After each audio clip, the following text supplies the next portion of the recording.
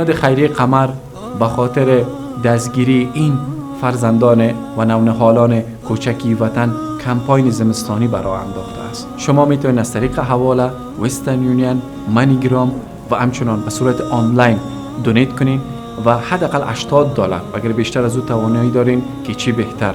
ما قرار است که بسته های مواد غذایی را در کنار کمپل و همچنان بخاری و مواد دیگه که ضرورت است در زمستان تقدیم این هموطنان در کابل و سایر ولایات کنیم.